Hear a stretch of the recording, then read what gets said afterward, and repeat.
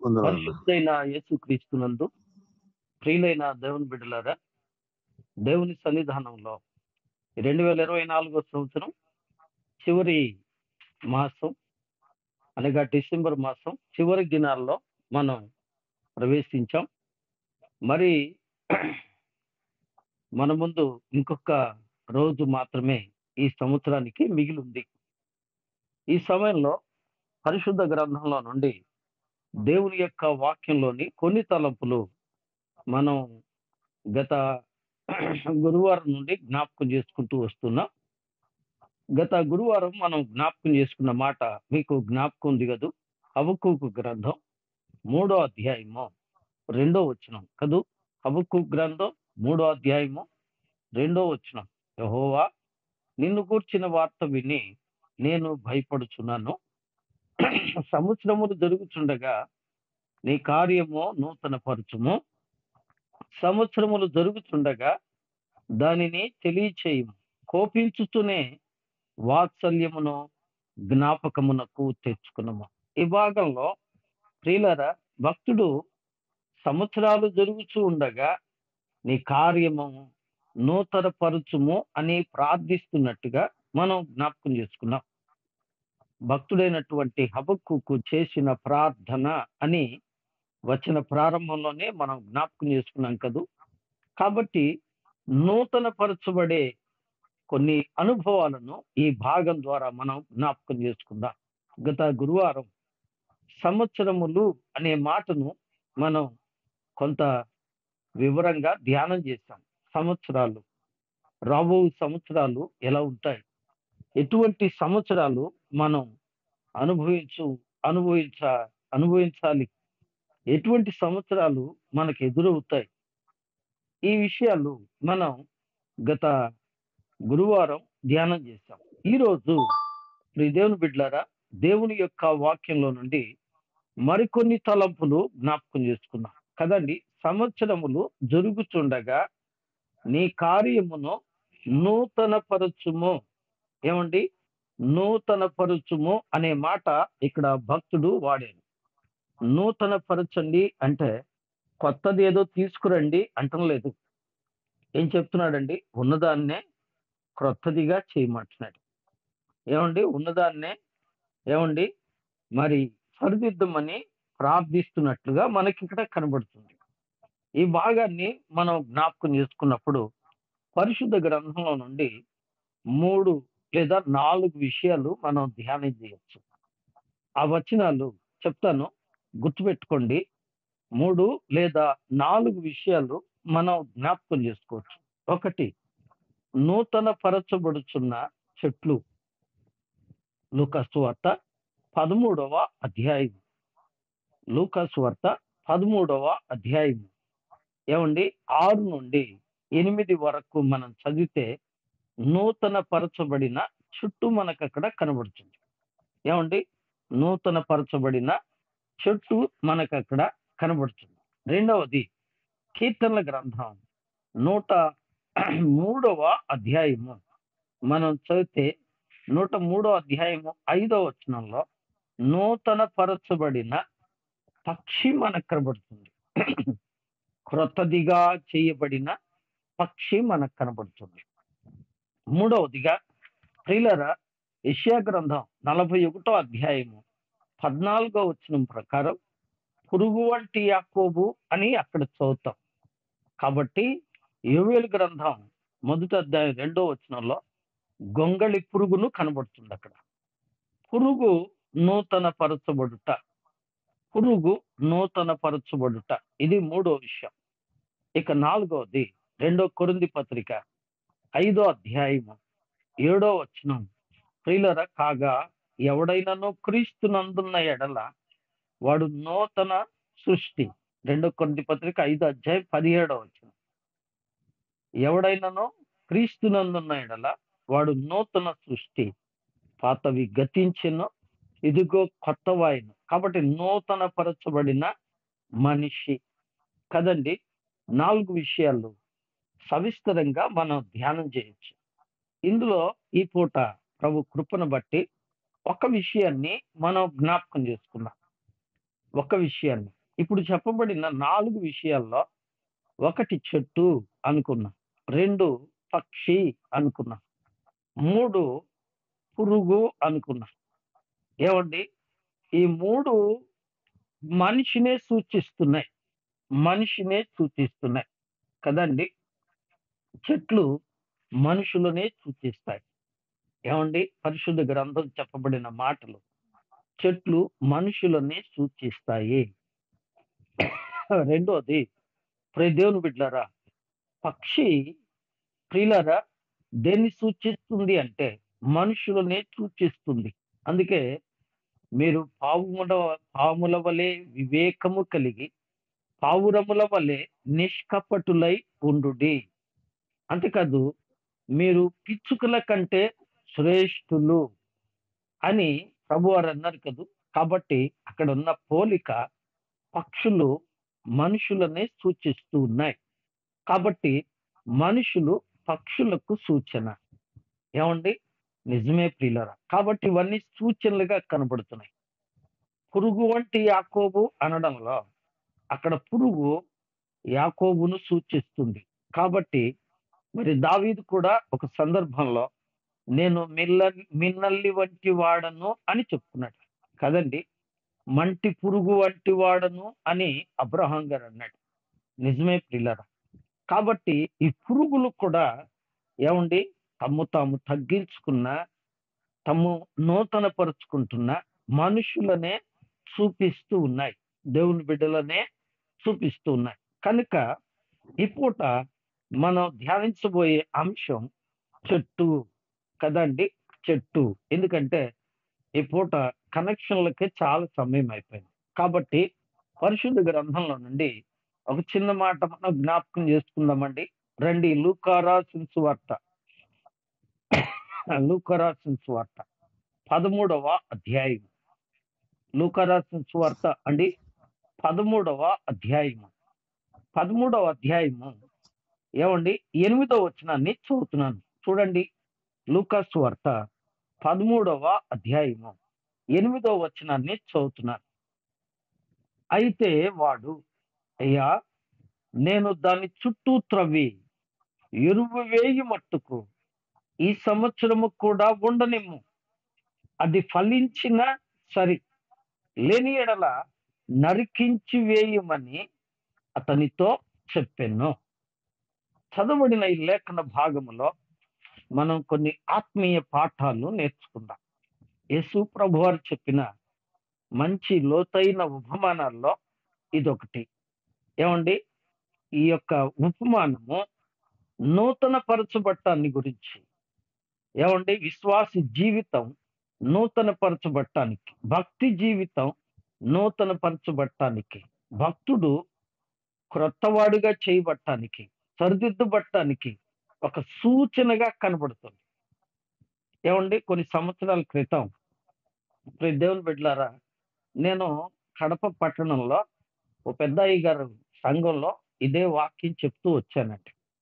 ఆ వాక్యం చెప్తూ పూర్తయిన తర్వాత ఏమండి ఆ సంఘంలో ఒక ప్రాముఖ్యమైన వ్యక్తి నా దగ్గరికి వచ్చాడు. వచ్చి అన్నాడు, ఏమండి అయ్యగారు, ఇది యూదులను ఇస్రాయేల్ గురించే కదా, మనల గురించి కాదు కదా అన్నాడు. బిత్తరపోయాను. ఏమి జ్ఞానం అండి, ఎంత బాగా నేర్పాడు అయ్యగారు ఈయనకి అనుకున్నా నేను. ఏం చెప్పాలో అర్థం కాలేదు. కానీ ఆయన వేసిన ప్రశ్న చెప్పకుండా మౌనంగా ఉండమని నాకు నేర్పింది. ఎందుకంటే దేవుని వాక్యము ఎవరికో గాని నాకు కాదు అనే ఆలోచన వచ్చిన ఆయనకి ఏం చెప్తామండి కదండి. నిజమే. దేవుని స్తోత్రం. చక్కని మాటలు కదివి. రండి ఎవరికో వాక్యం వింటూ మనం అర్థం చేసుకుందాం. రండి దేవుని వాక్యంలో నుండి మనం చదువుకుంటూ వెళ్దాం. ఇక్కడ ప్రియులారా, ఈ ఉపమానంలో యేసు ప్రభువారు చెప్పినటువంటి ఈ ఉపమానాన్ని సవిస్తరంగా మనం ధ్యానం చేస్తే ఇక్కడ మనకు ఒక తోట కనిపిస్తుంది. ఆ తోటకొక యజమానుడు ఉన్నాడు. రండి 6వ వాక్యం చదువుతాను. మరియు ఆయన వారితో ఈ ఉపమానము చెప్పెను.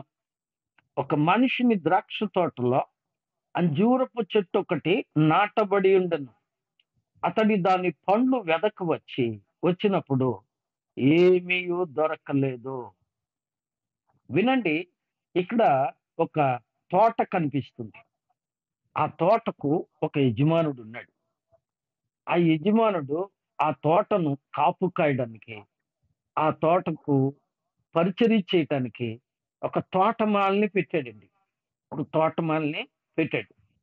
పెట్టి ఆ తోట నాటించి ఆ తోటను అతనికి అప్పగించి వెళ్ళాడు. అయితే ఈ యజమానుడు ఏం చేస్తున్నాడండి? రండి, 7వ వాక్యం. గనుక అతడు, ఇదిగో 3 ఏళ్ల నుండి నేను ఈ అంజూరపు చెట్టున పండ్లు వెదకవచ్చుచున్నాను గాని ఏమీ దొరకలేదు. దీనిని నరికివేయుము. దీని వలన ఈ భూమి ఎలా వ్యర్థమైపోవాలనని ద్రాక్ష తోటమాలితో చెప్పింది. విన్నారు కదూ? ఇక్కడ యజమాత దేవుని బిడ్డారా ఏం చేస్తున్నాడండి? ఆ తోటను చూడటానికి 3 ఏళ్ల నుంచి వస్తున్నట్ట. 3 సంవత్సరాల నుంచి వస్తున్నట్ట. ఎందుకు వస్తున్నాడు? తోట నాటిచ్చాడు కదా. నాటిచ్చిన ఆయన తోటమాలికి పని అప్పగించి వెళ్ళాడు కదా. వెళ్ళిన ఆయన ఊరుకోట్లా. ఏం చేస్తున్నాడు చెప్పండి? ఏం చేస్తున్నాడండి? ఆ తోటను పరిశీలించి చూసుకోవటానికి, దానిలో ఏమన్నా ఫలాలు దొరుకుతాయేమోనని చూడటానికి ఆయనట 3 ఏళ్ల నుంచి వస్తూనే ఉన్నాడు. వస్తున్నాడు, చూస్తున్నాడు, వెళుతున్నాడు. ఏమిటి 3 ఏళ్ళు? దేవుని బిడ్డలారా, ఇప్పుడు మనం ఆలోచన చేద్దాం. రండి, పరిశుద్ధ గ్రంథంలో నుండి కొన్ని మాటలు మనం విందాం. మార్క్స్ వార్త అండి 8వ అధ్యాయం. మార్కు రాసిన సువార్త 8వ అధ్యాయం. 8వ అధ్యాయంలో ఒక చక్కని మాట నేను మీ గమనాన్ని తీసుకొస్తాను. మార్క్స్ వార్త 8వ అధ్యాయము 23వ వచనాన్ని చదువుతున్నాను. చూడండి, 23వ వచనాన్ని చదువుతున్నాను.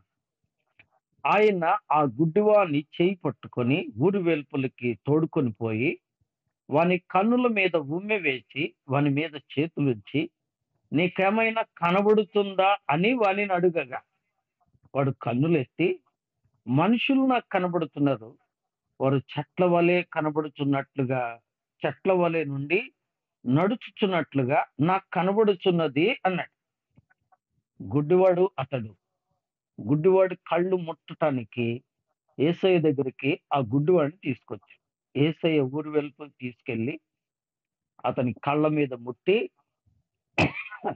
అతని కన్నులను ముట్టి ఏం చేశాడండి? ఆయన కన్నుల మీద ఉమ్మి వేసి అతని కన్నులను చేత్తో ముట్టి, నీకేమైనా కనబడుతుందా అని అడిగాడు. ఆ గుడ్డివాడు ఏం చెప్తున్నాడండి? మనుషులు కనబడుతున్నారు నాకు. వాళ్ళు ఎట్ట కనబడుతున్నారు? చెట్లులాగా కనబడుతున్నారు అని చెప్పాడు. దేవుని బిడ్డలారా, ఇక్కడ చెట్లు మనుషులకు పోలిక. కేవలం ఇశ్రాయేలులకు మాత్రమే కాదు, కేవలం యూదులకు మాత్రమే కాదు. ఎందుకు ఈ మాట చెప్తున్నాను అంటే, దేవుడు యూదులను మాత్రమే సృజించలేదు, ఇశ్రాయేలును మాత్రమే సృజించలేదు. దేవుడైన యెహోవా నేల మట్టితో నరులు చేసి వాని నాసికారంధ్రంలో జీవాయువుగా నరుడు జీవాత్మ అయిను అని ఉంది. యూదులు జీవాత్మ అయిను, ఇశ్రాయేలు జీవాత్మ అయిను అని అనబడలేదు. కాబట్టి ఇది మనుషులందరి కథ. అర్థమైందండి? మనుషులందరూ నేర్చుకోవలసిన కథ. అంతే కాదండి, దానియేలు గ్రంథం 4వ అధ్యాయం. దానియేలు పుస్తకం అండి 4వ అధ్యాయము 22వ వచనాన్ని నేను చదువుతాను. 22వ వచనంలో దేవుని బిడ్డలారా, మరి భక్తుడైనటువంటి దానియేలు మాట్లాడుతున్నాడు. ఏం మాట్లాడుతున్నాడు చూడండి. 22వ వచనం, 4వ అధ్యాయం 22వ వచనం. రాజా, ఆ చెట్టు నిన్ను సూచించుచున్నది. నీవు వృద్ధి పొంది మహాబలము గలవాడివైతివి. నీ ప్రభావము వృద్ధి నొంది ఆకాశమంతా ఎత్తైన నీ ప్రభుత్వము లోకమంతటా వ్యాపించి ఉన్నది. గమనించారా? బాగా అర్థం చేసుకోండి. ఇక్కడ సూటిగా మాట్లాడుతున్నాడు దేవుడు. ఏమండి? దైవజనుడి ద్వారా సూటిగా మాట్లాడుతున్నాడు. రాజా, ఆ చెట్టు నిన్నే సూచిస్తుంది. బాబు, అమ్మ, దేవుని వాక్యం వింటున్న నీవు ఏమండి తెలుసుకోవాల్సిన ఒక మంచి సత్యం ఏంటంటే, చెట్టు నిన్నే సూచిస్తుంది. ఏమండి? ఇక్కడ చెట్టు నిన్నే సూచిస్తుంది. మళ్ళా వెనక్కొద్దాం రండి. ఇక్కడ చదవబడిన వాక్య భాగంలో ఏమండి, యజమానుడికి ఉన్న ద్రాక్ష తోట, ఆ ద్రాక్ష తోటలో ప్రత్యేకించి ఆయన ఏం చూడటానికి వస్తున్నాడండి? అంజూరపు చెట్టును చూడటానికి వస్తున్నాడు. ఏమిటి అంజూరపు చెట్టు? ఏమిటి ద్రాక్ష తోట అంటే, దేవుని బిడ్డలారా, అంజూరపు చెట్టు ప్రియులారా యూదులకు సూచన. ఏమండి? యూదులకు సూచన. అవును. అంజూరపు ఆకులతో ఆదికాండం 3వ అధ్యాయము 7వ వచనంలో దేవుని బిడ్డలారా, అవ్వ, ఆదాము తన తప్పును కప్పుకోవడానికి, తమ పాపాన్ని కప్పుకోవడానికి, తన దేశముల సిగ్గు కప్పుకోవడానికి అంజూరపు ఆకులతో కచ్చడాలు కట్టుకున్నారు. ఈనాడు మానవుడు కూడా తమ పాపాన్ని దాచుకోవడానికి మతాన్ని, కులాన్ని అడ్డు పెట్టుకుంటున్నారు. డిస్టర్బెన్స్ చేయొద్దు దయించి. దేవుని వాక్య ప్రకారం దేవుని బిడ్డలారా, ఈ యొక్క అంజూరపు చెట్టు ప్రియులరా యూద మతానికి సూచన. మతం ఏమండి? మతస్థులు. ఏమండి? భక్తులు కాదు వీళ్ళు, మతస్థులు. మతస్థులు అంటే భక్తి వేషాలు వేసేవాళ్ళు కదండి. ఈ తోట యజమాని ఎవరో కూడా మనం జ్ఞాపకం చేసుకున్నాం. అంతేకాదు దేవుని బిడ్డలారా, యోహాను సువార్త 1వ అధ్యాయము 47, 48 వచనాలు మనం చదువుకుంటూ వెళ్తే, నతనీయేలు యేసయ్య దగ్గరకు వచ్చినప్పుడు యేసయ్య అన్నారు నతనీయేల్ని, నీవు ఆ అంజూరపు చెట్టు కింద ఉన్నప్పుడే నేను నిన్ను చూచాను, నేను నిన్ను ఎరుగుదును అన్నాడు. ఇతను ఎక్కడున్నాడు? యూద మతంలో ఉన్నాడు. యూదుల సిద్ధాంతాల కింద ఉన్నాడు. ధర్మశాస్త్రం కింద ఉన్నాడు. ఏమండి? అట్టి మనుషుడు నతనీయేలు. అందుకనే అతను అంటాడు, ఏమండి, నజరేతులో నుంచి మంచిది ఏదైనా వస్తుందా అని క్వశ్చన్ చేశాడు కదండి. ఏమండి? అవును. మతస్థులకు ఏమండి వాక్యం అంతా తెలుసు. అందుకనే ఆ సంఘంలో ఆ మహానుభావుడు చాలా గొప్ప జ్ఞానవంతుల్లాగా ప్రశ్న వేశాడు నన్ను. ఏమండి, ఇది యూదులు ఇశ్రాయేల్ గురించి కదా, మనల గురించి కాదు కదా అన్నాడు. అంటే ఆయన యొక్క వాక్య జ్ఞానం, ఆయన తీసుకున్న బైబిల్ కాలేజీ స్టడీ ఆయనకేమి నేర్పించిందంటే, ఇది ఎవరిదో గాని మంద కాదని నేర్పించింది. కానీ ప్రియ స్నేహితుడా, వాక్యం వాళ్ళ కొరకు మాత్రమే కాదు, నీ కొరకు కూడా అనే సత్యాన్ని ఈ పూట తెలుసుకుంటే నీకెంత మేలు. అవునండి, నిజమే. ఇర్మియా గ్రంథం 24వ అధ్యాయము 3, 4 వచనాలు మనం చదువుకుందాం. ఇర్మియా గ్రంథం అండి 24వ అధ్యాయం 24వ అధ్యాయము 3, 4 వచనాలు. యెహోవా, ఇర్మియా నీకేమి కనబడుచున్నది అని నన్ను అడుగగా, నేను అంజూరపు పండ్లు కనబడుచున్నవి, మంచివి మిక్కిలి మంచివిగాను, జబ్బువి మిక్కిలి జబ్బువిగాను, తిన శక్యము కానంత జబ్బువిగాను కనబడుచున్న వంటిని. అప్పుడు యెహోవా వాక్కు నాకు ప్రత్యక్షమై ఇలాగు సెలవిచ్చెను, ఇశ్రాయేలు దేవుడైన యెహోవా ఆజ్ఞ ఇచ్చినదేమనగా, వారికి మేలు కలుగవలనని ఈ స్థలము నుండి నేను కల్దీల దేశమునకు చెరగా పంపు యూదులను ఒకడు ఈ మంచి అంజూరపు పండ్లను లక్ష్య పెట్టుచున్నాను. విన్నదా? అంజూరపు పండ్లు ఏమండి యూదులకు సూచన అని ఇక్కడ దేవుని బిడ్డలారా మరి ఇర్మియా భక్తుడు చెప్తున్నాడు. అనగా దీని అర్థం ఏమిటి అంటే, ఆ తోటలో 2 రకాల చెట్లు ఉన్నాయి. ఆ 2వ రకం చెట్లు మనం చూద్దామా? 2వ రకం చెట్లు యెషయా గ్రంథం అండి త్వరగా త్వరగా, ఎందుకంటే ఈరోజు చాలా ఆలస్యమైంది, కనెక్షన్లే లేట్ అయినాయి. చూడండి, యెషయా గ్రంథం 5వ అధ్యాయం. యెషయా గ్రంథం అండి, 5వ అధ్యాయము, మొదటి వచనం విందాం. యెషయా గ్రంథం 5వ అధ్యాయము, మొదటి వచనం. మొదటి వచనం. నా ప్రియుని గూర్చి పాడేదను వినుడి, అతని ద్రాక్ష తోటను బట్టి నాకిష్టుడైన వాని గూర్చి పాడేదను వినుడి అంటున్నాడు. కాబట్టి దేవుని బిడ్డలారా, ఇశ్రాయేలు వంశము ఏంటంట, అంతేకాదు చూడండి 7వ వాక్యం కూడా చదువుదాం. ఇదే అధ్యాయము 7వ వాక్యం. ఇశ్రాయేలు వంశము సైన్యములకు అధిపతియగు యెహోవా ద్రాక్ష తోట, యూదా మనుషులు ఆయనకి ఇష్టమైన వనము. ఇక్కడ చెప్పబడినటువంటి తోట, వనము ఎవరితో పోల్చబడిందండి? ఒకటి ద్రాక్ష తోట ఇశ్రాయేలీలకు, అంజూరపు చెట్టు యూదులకు సూచనగా కనబడుతుంది. దాన్ని బట్టి మనం మోసపోకూడదు.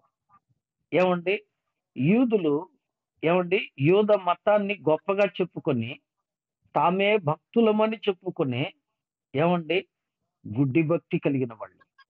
రెండవది, ఇశ్రాయేలీలు ఆచారంగా బ్రతుకుతున్నారు, కానీ నిజ దేవుని వాక్యాన్ని సంపూర్ణంగా ఎరగకుండా బ్రతుకుతున్నారు. అలాగైతే క్రొత్త నిబంధనలో కూడా ఈ విషయాలు ఉన్నాయి. క్రొత్త నిబంధనలో కూడా యోహాను సువార్త అని 15వ అధ్యాయము. యోహాను సువార్త అని 15వ అధ్యాయము. దయచేసి డిస్టర్బెన్స్ కలిగించొద్దు. యోహాను సువార్త 15వ అధ్యాయము. 15వ అధ్యాయంలో ప్రియులారా, యేసు ప్రభువారు చెప్పిన ఓ చక్కని మాట జ్ఞాపకం చేసుకుందామా? నేను నిజమైన ద్రాక్షావల్లిని, నా తండ్రి వ్యవసాయకుడు. నాలో ఫలింపని ప్రతి తీగను ఆయన తీసి పారవేయును. ఫలించు ప్రతి తీగ మరి ఎక్కువగా ఫలింపవలనని దానిలోని పనికిరాని తీగలను తీసివేయును. ఇలా చదువుకుంటూ పోతే ద్రాక్షావల్లి యేసు ప్రభువారు, తీగలు ఆయన యందు విశ్వాసముంచి ఆయనను అంటిపెట్టుకొని ఉన్న విశ్వాసులకు సూచన. అనగా క్రొత్త నిబంధన సంఘం ద్రాక్ష తోట, దేవుడు తన స్వరక్తం ఇచ్చి సంపాదించిన సంఘం ద్రాక్ష తోట. అలాగైతే ఇప్పుడు మనం వాక్యాన్ని సవిస్తరంగా ధ్యానం చేద్దాం. ఈ ద్రాక్ష తోట సంఘం అయితే, ఈ సంఘంలో ఏముంది చెప్పండి? అంజూరపు చెట్టు ఉంది. ఈ అంజూరపు చెట్టు ఈ ద్రాక్ష తోటలో ఉండడం, ద్రాక్ష తోటకు మేల, అంజూరపు చెట్టుకు మేల అంటే, దేవుని బిడ్డలారా, అంజూరపు చెట్టుకు ఒకవేళ మేలు కావచ్చేమో, కానీ ద్రాక్ష చెట్టుకు నష్టం. ఎందుకు నష్టము అంటే, ద్రాక్షగా తీగలు అల్లుకుపోతాయి. పందిరిని అల్లుకొని ఫలిస్తూ ఉంటాయి. కానీ అంజూరపు చెట్టు ఎత్తుగా ఎదుగుతుంది, వెడల్పుగా ఎదుగుతుంది. అంతేకాదు, అంజూరపు చెట్టు ఉన్న చోట దాని నీడబడిన స్థలంలో మరి ఏ చెట్టు బ్రతకదు అంటారు పెద్దలు కదండి. కాబట్టి అంజూరపు చెట్టు ద్రాక్ష చెట్టుకు లేదా ద్రాక్ష తోటకు కీడే కానీ మేలు కాదు. స్నేహితుల సోదరి, ఈ అంజూరపు చెట్టు ఎట్లాంటిది అంటే, ఆ యజమానుడు సంవత్సరానికి అంటున్నాడు, నేను 3 ఏండ్ల నుంచి బాగా వినాలి దేవుని వాక్యాన్ని. ద్వితీయోపదేశ ఖండం అండి. నేను త్వరగా వెళ్తున్నాను సమయాన్ని పాటించుకుంటూ. ద్వితీయోపదేశ ఖండం అండి, 11వ అధ్యాయం. ద్వితీయోపదేశ ఖండము 11వ అధ్యాయము 12వ వచనాన్ని చదువుతున్నాను. చూడండి, ద్వితీయోపదేశ ఖండము 11వ అధ్యాయము 12వ వచనాన్ని చదువుతున్నాను.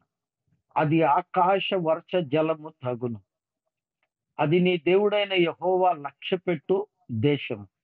నీ దేవుడైన యెహోవా కన్నులు, జాగ్రత్తగా వింటున్నారు కదా, నీ దేవుడైన యెహోవా కన్నులు సంవత్సరాది మొదలుకొని సంవత్సరాంతం వరకు ఎల్లప్పుడూ దాని మీద ఉండును. సామెతల గ్రంథం 15వ అధ్యాయంలో కూడా మనం చదువుతాం. ఏమండి? నరులను యెహోవా కనుదృష్టి ఆకాశము నుండి కనిపెట్టి చూచుచుందట. నిజమే ప్రియులారా. ఈ అంజూరపు చెట్టును చూడటానికి ఆయన 3 ఏళ్ల నుంచి వస్తున్నాడు. ఏమండి? సంవత్సరాది మొదలుకొని సంవత్సరాంతం వరకు కనిపెట్టుకొని చూస్తూ ఉన్నాడు. ఏమండి? ఎందుకు? ఫలాలు ఫలిస్తుందేమో అని. కానీ ఆ చెట్టు ఒక్క ఫలం కూడా ఫలించలేదు. దేవుని బిడ్డలారా, ఇప్పుడు మనం జ్ఞాపకం చేసుకున్నాం. ఆ తోట ఏంటి? దేవుడు తన స్వరక్తం ఇచ్చి సంపాదించిన సంఘం. ఆ అంజూరపు చెట్టు ఏంటి? మతస్థుల వలె ఆచారంగా భక్తి వేషాలు వేసిన మత క్రైస్తవ జీవితానికి సాదృశ్యం. ఏమండి? తోట యజమానుడెవరు? దేవుడు. సంఘం దేవుడిది. ఏమండి? తోటమాలెవరు? ఆ సంఘాన్ని బాధ్యతగా నడిపించే పరిశుద్ధాత్మ దేవుడు. కదండి! పరిశుద్ధాత్మ దేవుడు.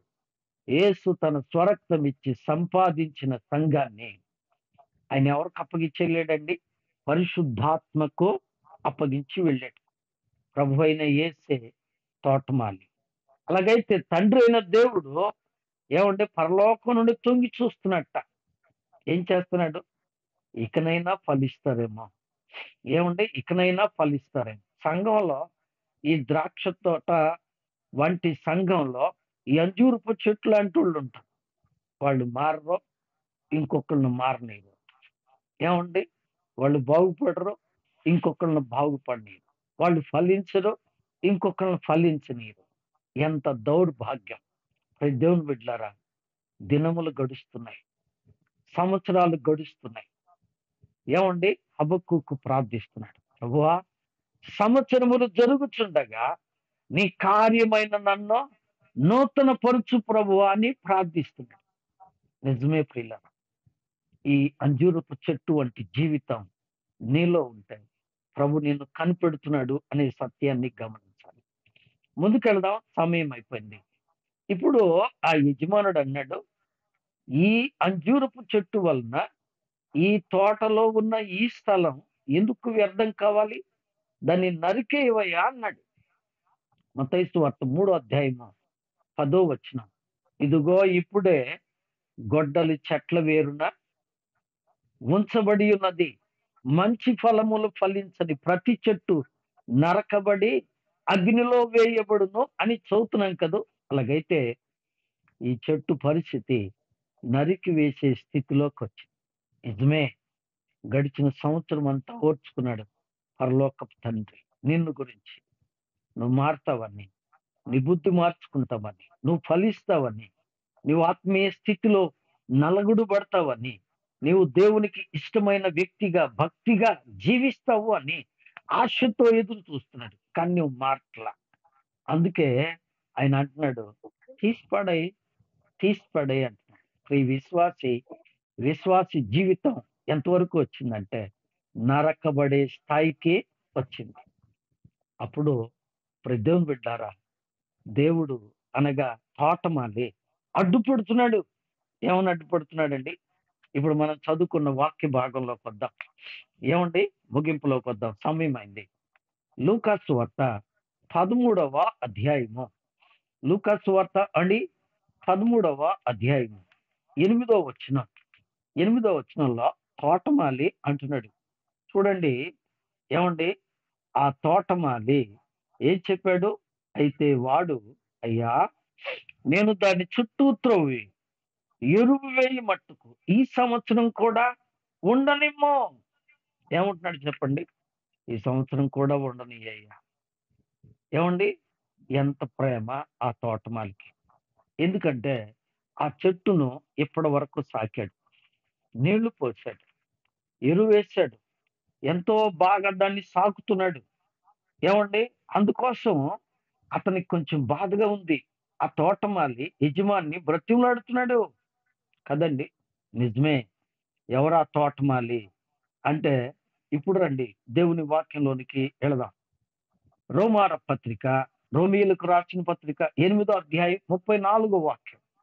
రోమీయులకు రాసిన పత్రిక 8వ అధ్యాయం 34వ వచనం. శిక్ష విధించువాడెవడో చనిపోయిన క్రీస్తు యేసే. అంతేకాదు, మృతులలో నుండి లేచిన వాడును, దేవుని కుడిపార్శ్వమున ఉన్నవాడును, మన కొరకు విజ్ఞాపనము చేయవాడును. నిజమే, బ్రతిలాడుతున్నాడు ఆయన. ఏం చేస్తున్నాడండి? తండ్రి, ఈ సంవత్సరం ఉండని, ఈ ఒక్క సంవత్సరం ఉండని. తండ్రికి బాగా కోపం వచ్చింది. నరికేసే నరికేసే నరికేసే అంటున్నాడు. అయితే ఈ తోటమాలి ఏం చేస్తున్నాడండి? దయచేసి ఈ సంవత్సరం ఉండని, ఇంకొంచెం కష్టపడతా. ఏం చేస్తాడట? ఇంకొంచెం ఏం చేస్తాడట? దాని చుట్టూ తవ్వుతాడట. ఏమయ్యా, ఎందుకు తవ్వుతావు అంటే, దాని చుట్టూ ఏం లేదు చెప్పండి? పాదు లేదు. పాదు పద్ధతి ఏమండి? పాదు క్రమం ఏమండి? పాదు ఉంటే, పాదు అంటే చెట్టు ఏమండి? మొదలు చుట్టూ ఏముండాలి చెప్పండి? పాదు ఉండాలి. పాదు అంటే చుట్టూ కట్ట ఉండాలి. ఆ కట్ట మధ్యలో చెట్టు ఉందనుకోండి, దానికి పోసిన నీళ్లు దాంట్లోనే ఉంటాయి. చాలా మంది క్రమానికి లోబడరు, దేవుని వాక్యానికి లోబడరు, సంఘ సావాసానికి లోబడరు, సిద్ధాంతాలకు లోబడరు. ఏమండి? దైవజనులకు లోబడరు. ఎవరు చెప్పినా వినరు. ఏమండి? మూర్ఖంగా ప్రవర్తిస్తూ ఉంటారు. ఏమండి? అంజూరపు చెట్టులాగా. ఎందుకు అంటే దానికి పాదు లేదు, పద్ధతి లేదు. దేవుని వాక్యం నీతో మాట్లాడుతుంది. క్రమం లేని అక్రమమైన భక్తి జీవితం ఎన్నాళ్ళు జీవిస్తాం? దేవుని వాక్యానికి లోబడు, దేవుని సన్నిధికి లోబడు, మారు మనస్సు పొందు, రక్షింపబడు, బాప్తిస్వం పొందు, విరిగి నలిగిన హృదయంతో ప్రభువును ఆరాధించు. అంతేకాని ఏమండి? నేను క్రైస్తవుణ్ణి, నేను కూడా పుట్టు క్రైస్తవుణ్ణి, మా నాన్న క్రైస్తవుడు, మా నాయన మా మా అమ్మ క్రైస్తవురాలు, మేమందరం క్రైస్తవులమే అని చెప్పినని ఒక విధమైన కలలో బ్రతకబాకు. మారు మనసు పొందు, హృదయపూర్వకంగా క్రీస్తుని అంగీకరించు, క్రీస్తును నీ హృదయంలో ప్రతిష్ఠించుకో. ముందుకు వెళ్దాం. ప్రజలు బిడ్డారా, దాని చుట్టూ ఏం లేదండి? పాదు లేదు. అందుకనే పాదు తవ్వుతాడట. పాదు తవ్విన తర్వాత పాదులోంచి ఏమొస్తాయి చెప్పండి? రాళ్ళు వస్తాయి కదండి. పాదులోంచి ఏమొస్తాయి? రాళ్ళు వస్తాయి. యెషయా గ్రంథం 5వ అధ్యాయం 2వ వచనం. నేను ఆ ఆ చెట్టు చుట్టూ, ఆ ద్రాక్ష తోట చుట్టూ ఏం చేస్తాను? గోడ కట్టిస్తాను, దాన్ని త్రవ్వించి దానిలోని రాళ్ళు ఏరిస్తాను అంటాడు దేవుడు. ఏమండి? అడ్డురాళ్ళన్నీ తీసేస్తున్నాడు. స్నేహితుడా, సోదరి, సంవత్సరం గడిచిపోతుంది. ఒకవేళ ఈ 2024 దేవుని ఉగ్రత నీ మీదకి వస్తుందేమో. ప్రభు అంటున్నాడు, దీని వలన ఈ స్థలము ఎలా వ్యర్థం కావాలనో నరికివేయము అన్నాడు. నరికివేయబడే పరిస్థితి వస్తే ఎంత ఘోరం! కనుక ప్రభు అడ్డుపడుతున్నాడు, పరిశుద్ధాత్మ అడ్డుపడుతున్నాడు. ఈ సంవత్సరం కూడా ఉండనేమో. The grace period is 1 year. ఇంకొక సంవత్సరం అవకాశం ఇవ్వడానికి ఏమండి? పరిశుద్ధాత్మ దద్ది ప్రార్థిస్తున్నాడు. ఇంకొక సంవత్సరం గ్రేస్ పీరియడ్ ఇవ్వమని తండ్రిని అడుగుతున్నాడు. అలాగైతే ఆ నూతన సంవత్సరం అనే దయక్రీస్తు నువ్వు పొందాలి అంటే నీవు నూతన పరచబడాలి. నీవు పాదును ఏర్పాటు చేసుకోవాలి. నీలో ఉన్న దేవునికి, నీకు ఏమండి? దైవజనులకు, నీకు, దేవుని యొక్క బిడ్డలకు నీకు ఉన్న అడ్డుబండలు, అవిధేయతలు ఏమండి? ఎవడి మాట నేను విన్నా, ఆ ఎవడకు లోబడినా, ఎవడిని లెక్క చేయను. నో, మారు మనసు పొందు. నిన్ను నువ్వు తగ్గించుకుంటే నువ్వు హెచ్చించబడతావు. ఆ సత్యాన్ని గమనించు. ఏమండి? ఏం చేస్తాడట? పాదు చేస్తాడట, రాళ్ళు ఏరేస్తాడట, ఏం చేస్తాడండి? ఎరువు వేస్తాడట. ఏమండి? 365 రోజులు కూడా ఈ యొక్క కాన్ఫరెన్స్ జరుగుతుంది. 365 రోజులు ఎవరో ఒక దైవ సేవకులు వాక్యం చెప్తానే ఉన్నాడు. వింటనే ఉన్నావు. ఎంత విన్నా, ఎన్నిసార్లు గద్దించినా లోబడని వాడు మరి తిరుగు లేకుండా హఠాత్తుగా నాశనం అవుతాడు. జాగ్రత్త. దేవుని కోపం నీ మీదికి రాక మునిపే ఈ సంవత్సరం ఆఖరి దినాల్లో నిన్ను నీవు నూతన పరుచుకో. వాక్యం వింటున్న ప్రియ స్నేహితుడు వస్తుంది. ఎరువు వేసి ఏం చేస్తాడట? నీళ్లు పోస్తాడట. నీళ్ళంటే కన్నీళ్లు పోస్తాడు, కన్నీటి ప్రార్థన చేస్తాడు. ఆ కన్నీటి ప్రార్థన తండ్రి కుడిపార్శ్వమున చేరి ఆయన ప్రార్థిస్తున్నాడు. ఈ సంవత్సరం మట్టుకు ఉండనిమ్మో కదండి. నిజమే దేవుని బిడ్డలారా, ప్రభు మన కొరకు ప్రార్థిస్తున్నారు గనుక సంవత్సరం అంతా ఉన్నాం కదండి.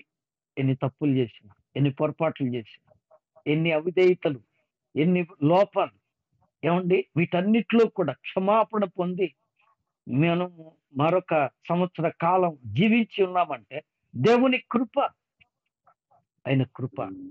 అందుకనే అంటున్నాడు, ప్రభువా సంవత్సరములు జరుగుచుండగా నీ కార్యమును నూతన పరచుము, సంవత్సరములు జరుగుచుండగా దాన్ని నాకు తెలియచేయము, కోపించుచునే వాత్సల్యమును కనపరుచుము అంటున్నాడు. ఇప్పుడు వాక్యం వింటున్నా నీకు. ఆ చెట్టు ఏం చేస్తుంది చెప్పండి? ప్రశ్న. నూతన పరచబడుతుందా? ఇక్కడ అంటాడు, అది ఫలించిన సరి, లేని ఎడల నరికి వేయము. ఏమండి, ఫలిస్తేనే ఆ చెట్టు ఉంటుంది, ఫలించకపోతే జాగ్రత్త సుమా. ఒక్కసారి పరిచయం వచ్చేది.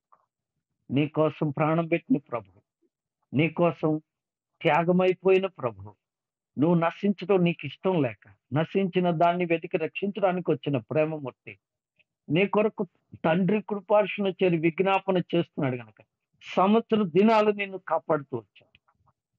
మరొక సంవత్సరం మన దయాకిరితో నీకు రావాలి అంటే ఈ తప్పిదాలన్నీ సరిదిద్దుకోవాలి, ఈ లోపాలన్నీ సరి చేసుకోవాలి, నిన్ను నీవు నూతన పరుచుకోవాలి. నిన్ను నీవు నూతన పరుచుకొని, ఏమండి, రాళ్ళు ఏరేసుకొని ఏం చేయాలండి? ఎరువు తీసుకొని, వాక్యాన్ని తీసుకొని, వాక్య ప్రకారం మారు మనసు పొంది పశ్చాత్తాపడి ప్రభు సన్నిధిలో సరిదిద్దుకుంటే, ఏమండి, ఆయుష్ పొడిగించబడుతుంది. లేని ఎడల నరికి వేయుము. అది ఫలించిన సరి, లేని ఎడల నరికి వేయుము. ఈ పూట ఏది మన తీర్మానం? ఈ యొక్క పాత సంవత్సరం ముగింపు వేళల్లో నీ తీర్మానం ఏది? ఈ అంజూరపు చెట్టు మనకేం నేర్పుతుంది? ఏం నేర్చుకుంటున్నాం? అందుకని నూతన పరచబడే ఈ ప్రక్రియ నీ కొరకే, నా కొరకే. ఇట్టి గొప్ప అవకాశం ఇచ్చిన దేవునికి కృతజ్ఞత చెల్లిస్తూ నీవు కూడా నూతన పరచబడి ఒక నూతన వ్యక్తిగా క్రొత్త సంవత్సరంలో ప్రవేశించాలని మనవి చేస్తూ మాటలు ముగిస్తున్నాను. దేవుడు మనందరినీ నిండారుగా ఆశీర్వదించును గాక. ఆమేన్. ఆమేన్.